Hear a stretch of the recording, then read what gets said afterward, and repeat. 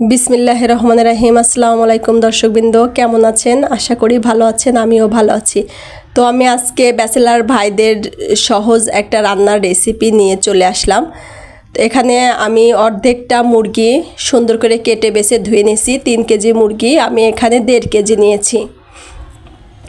আমি সুন্দর করে কেটে বেছে ধুয়ে একদম পরিপাটি করে আপনাদের দেখাচ্ছি।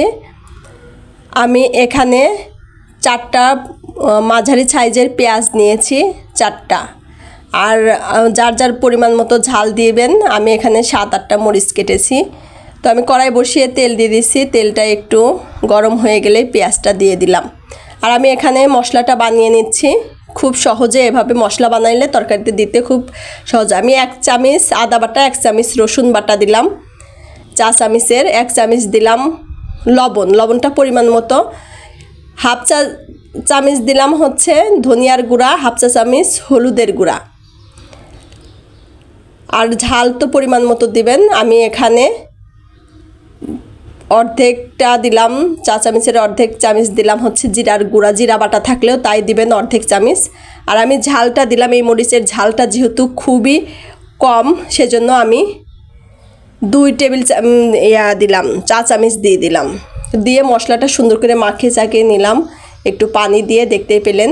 আর এখানে 2 টুকরা দারচিনি, 3 টুকরা এলাচ। তো পেঁয়াজটা আমার ভাজা হয়ে গেছে, যখন ব্রাউন কালার হয়ে গেছে আমি তখন দিয়ে দিলাম এই মশলাটা আগে বানিয়ে রাখলে কি হয় যে দিতে সুবিধা হয় তেলের মধ্যে। অতটা মানে কতটুক দেব কি না দেব এটা অতটা কষ্ট না হয়।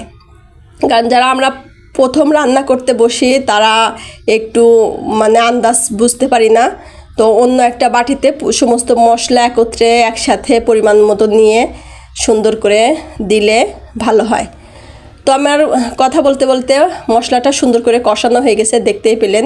তেল যখন উঠে গেছে তখন আমি মাংসটা ঢেলে দিলাম। এখন আমি সুন্দর করে মাংসটা নেড়ে চেড়ে নেব।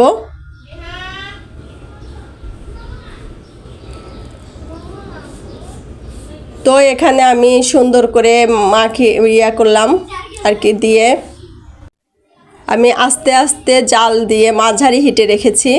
আমি ঢেকে ঢেকে কষাবো। আমি অনেকক্ষণ ধরেই আস্তে আস্তে কষাচ্ছি।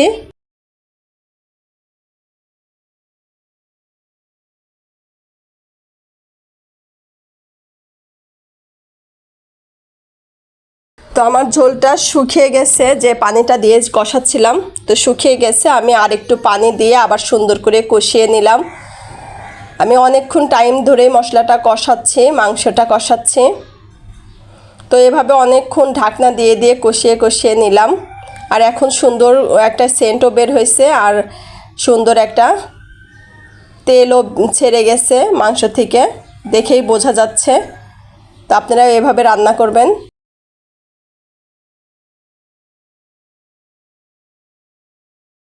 তো আমি এখন দেখছিলাম এটা যেহেতু লেয়ারের মুরগি অনেকটাই শক্ত হয়। তো আমি অনেকক্ষণ ধরেই কিন্তু কষিয়েছি।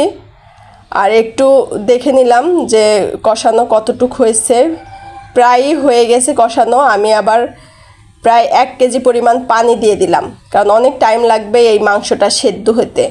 প্রপারলি সেদ্ধ না হলে খেতে ভালো লাগবে না। তো পানি দিয়ে আমি ঢেকে দিলাম। খুব মাঝারি হিটে আমি সুন্দর করে রান্না করব। তো ঝোলটা প্রায় একটু শুকিয়ে আসছে।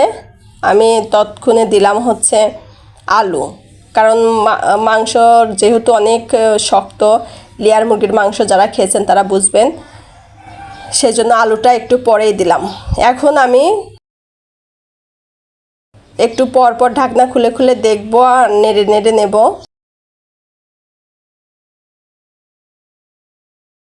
আমি দেখছিলাম তাও ভালো করে সেদ্ধ হয়নি।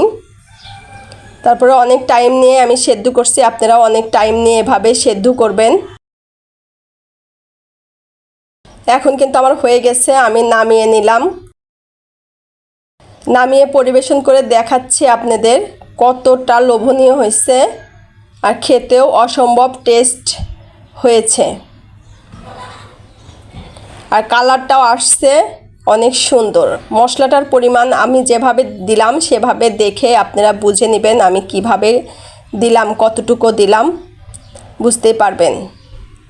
তো এখানে যেহেতু অর্ধেকটা মুরগি, আপনারা একটা মুরগি নিলেও এই পরিমাণে রান্না করতে পারবেন।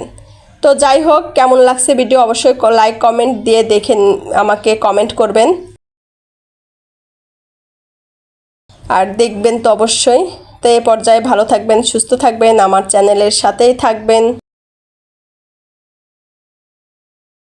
আল্লাহ হাফেজ।